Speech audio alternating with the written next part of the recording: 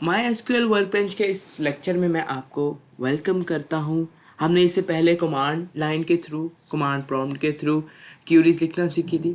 अब हमारे पास एक माई एसक्यूएल वर्कबेंच होगा जिसके अंदर हमारे पास यूज़र फ्रेंडली इंटरफेस है और हम लोग उसमें किस तरह से काम कर सकते हैं, उसको किस तरह से इंस्टॉल कर सकते हैं, आइए उसको देखते हैं। तो ये यूज़ करना as compared to command line is ज़्यादा ईजी है।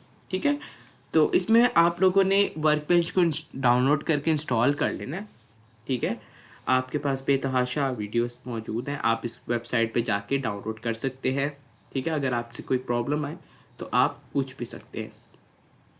तो इसी तरह से वर्कबेंच के अंदर आप आए, माई एसक्यूएल वर्कबेंच के अंदर आप लोगों ने कनेक्शन क्रिएट करना है। कैसे कनेक्शन क्रिएट करना है ये मैं अभी आपको करके दिखाऊंगा, इसका डेमो आपको दूंगा। इसी तरह से वर्कबेंच के अंदर हम डेटाबेस किस तरह से क्रिएट करते हैं इसका भी डेमो आपको अभी देते हैं। तो आइए चलते हैं डेमो की तरफ। तो अब आप लोगों ने यहाँ पर आके देखना है वर्कबेंच और इस पर क्लिक कर देना है। जैसे ही आपने इस पर क्लिक किया और आप लोगों ने ये ऐड का बटन, जो प्लस का बटन है, यहाँ से आपने कोई कनेक्शन नेम लिखना है। लेट्स से आपका हम लोग नाम रख देते हैं कोई डी लेट्स से कोई भी नाम रखते हैं। आप यहाँ से आप करेंगे जी कनेक्शन कंटिन्यू एनीवे और आप ओके जैसे करेंगे तो आपका ये यहाँ पे कनेक्शन क्रिएट हो गया। तो ये मैंने ऑलरेडी कनेक्शन क्रिएट किए, ई लर्निंग डीबी लैब, तो ये सारे के सारे कनेक्शन ऑलरेडी क्रिएटेड। तो लेट्स से हम ई लर्निंग वाले पे क्लिक करते हैं और कंटिन्यू एनीवे पे क्लिक किया। तो अब मेरे पास यहाँ पे किस तरह से विंडो शो हो गई। अब मैं इसके अंदर काम किस तरह से कर सकता हूँ, मुझे क्या करना पड़ेगा। लेट्स से अगर आपके पास इस तरह से ओपन है तो आपने करना है फाइल न्यू क्यूरी टैब और न्यू क्यूरी टैब के अंदर आके आपने लिखना है शो डेटाबेसिस, वही क्यूरी जो हम उसके अंदर लिख रहे थे, क्या नाम है, कमांड लाइन के अंदर। ठीक है, तो अब इसको रन करना है तो मुझे इस वाले बटन पे क्लिक करना पड़ेगा एग्जीक्यूट करने के लिए। तो मैंने जैसे ही एग्जीक्यूट किया आप देखिए नीचे टिक का निशान है कि इसका मतलब सक्सेसफुली एग्जीक्यूट हो गई और ये सारी की सारी डेटाबेसेस। ठीक है, हमने लास्ट क्लास में हमने क्लासरूम के नाम से डेटाबेस बनाई थी, आप लोगों को याद होगा।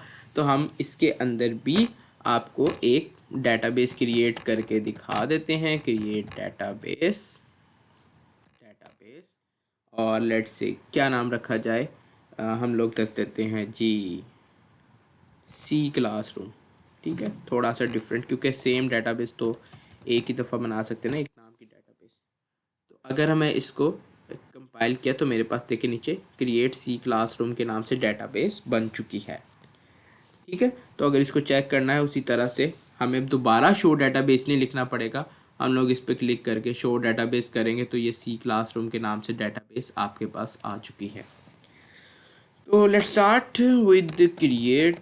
अगर हमने अब इसमें टेबल्स बनाना है इस क्लासरूम के अंदर तो वही तरीका है, यूज़ सी क्लासरूम। ठीक है, आप इसकी जगह सी क्लासरूम की जगह किसी दूसरी डेटाबेस में काम करना चाहते हैं तो उसका नाम भी लिख सकते हैं। तो इसी तरह से क्रिएट टेबल स्टूडेंट्स